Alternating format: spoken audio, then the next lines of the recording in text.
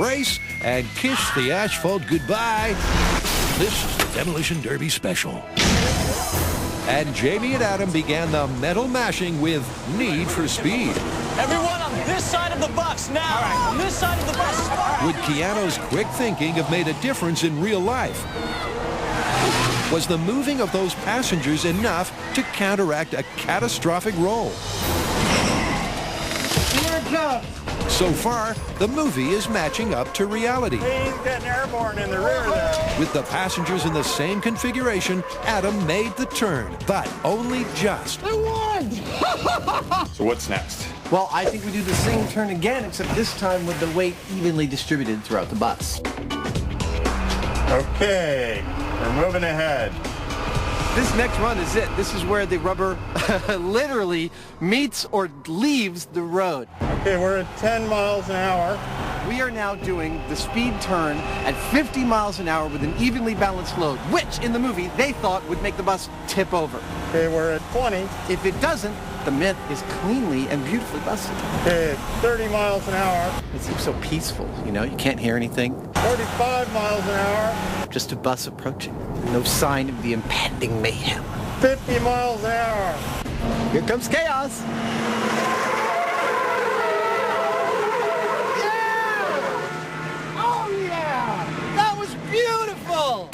With one expertly executed stunt, Jamie jumps back to #1 on Adam's affection chart. But there was no 50-mile-an-hour flip. That's frustrating, I tell you what, because I gave it everything I could, and that bus just wouldn't roll. Just to make sure, Adam suggests Jamie tries again. Copy that, I'm on my way. Oh, that's an excited Heinemann. You hear that? We don't hear that often around here. So it's round 2, and adrenaline junkie Jamie once again hits the turn at top speed.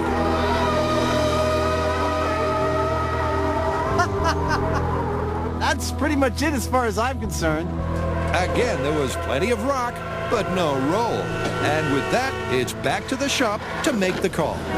Well, Hollywood got at least part of this right. With all the passengers on the inside of the bus turn, that bus made that turn at 50 miles an hour. Yeah, but you know, the real question here was about what would have happened if they hadn't moved. Right, and in that case, when we readjusted the weight, it still made the turn, and so the myth is busted.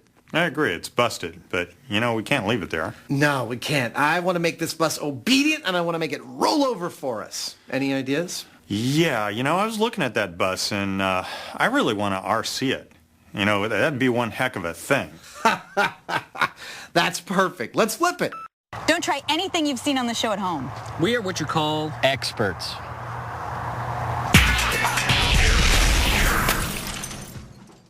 For those of you who are just tuning in, we are replicating the 50-mile-per-hour hard bus turn from the movie Speed.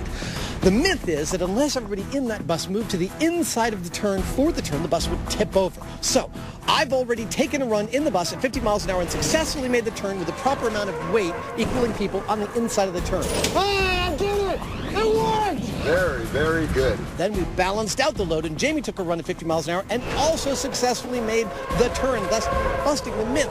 But of course, we still want to see a bus tip over, and really, honestly, neither of us wanted to be in the bus when it tipped over, so we remote controlled the bus with this rig right here. Ah, this is the most fun toy we've ever built. And I swear it's going to tip, hell or high water. All right. Shall we do a test? We don't want to start right off the bat doing the whole enchilada, because when this system is fully operational, it's full throttle with the brakes off. And we want to start a little softer than that. So I'm going to be in the bus for this test run, and I'm going to have the brakes and the throttle myself while Adam is getting used to the steering. Radio's on. And then we'll incrementally ramp it up until we go for the whole thing. Go. And what do you know? Adam, sitting in the back of the pickup truck, I got to tell you, this is quite a nice way to drive. is successfully steering the bus from 100 feet behind it. Well, mostly. What are you doing? Sorry, I was overcorrecting there. Okay, well, let's try and do a full throttle run, because the real proof is in how well you can keep it on a straight line at full speed. Over. That right there was a phenomenally successful test of the systems. 45. This really, I think, heralds in an entirely new era of remote vehicle control for Mythbusters. This rig right here, we're not breaking this thing down. We're going to hang it from Jamie's ceiling and label all the parts. Next time we got to RC something, this is how we do it, because this is awesome. So now that the guys have control of the bus from a safe distance, it's time to ensure it tips. The whole thing about this myth is it's about the center of gravity. Keanu, in the movie, perceived that a balanced center of gravity wouldn't be enough to keep the bus from tipping, so he moved the center of gravity inward. Now we've got to unbalance the center of gravity enough, with enough weight and enough features, to get that bus to go past its CG in the middle of that turn and tip over. What are we doing to make this bus tip? Let's have a look. We've shifted all our barrels, which are our surrogate people, to the outside of the turn. We've added 4,000 pounds of steel to the roof to make it top heavy. And finally, with the nail in the coffin, we put a valve on this side of the bus on the air shocks, and we're going to dump the air, dropping the bus on this side, bringing all that weight over center, and over goes the bus. It's in gear. It's all powered up. All right, let's go. My adrenaline's pumping. But with a test of this scale, anything could happen. All right, here we go. Taking off the brake and putting on the throttle on full. It's now or never. Throttle did not engage. Repeat, throttle did not engage. Including a failure of the throttle control. But Jamie, moving quicker than we've ever seen him on Mythbusters, jumps aboard, manually overrides the system, and puts the pedal to the metal. However, the brake's not working. now the brakes won't disengage. Yeah, I'm going to go in there. But Jamie's on a mission. Our man of action, back aboard, takes off the brakes, but with a throttle full on, the race is on. Quickly. Fortunately, the truck has enough power to catch up. And once back in range, the steering is still working. That's a good distance. Despite the improvised and chaotic start, the test is still on track. Holy crap, this is almost as much of an adrenaline rush as when I was driving it. Here it comes. Here it comes.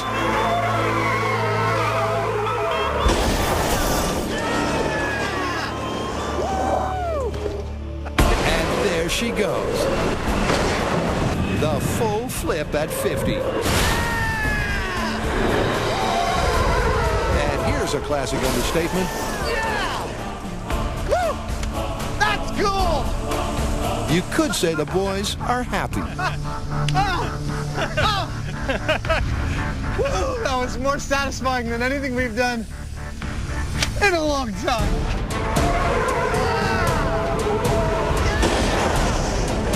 That was something else in the start. I was getting tired of all this messing around with radio bugs. This servo wasn't working, that servo wasn't working, so hit the switch for full throttle, and then I ran, hoping that I could make it back to the pickup before this thing got out of range. And it actually worked.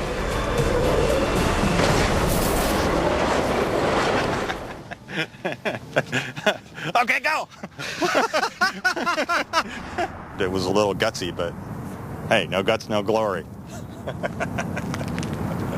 only thing that was still working was the steering, and it turns out that's all we needed.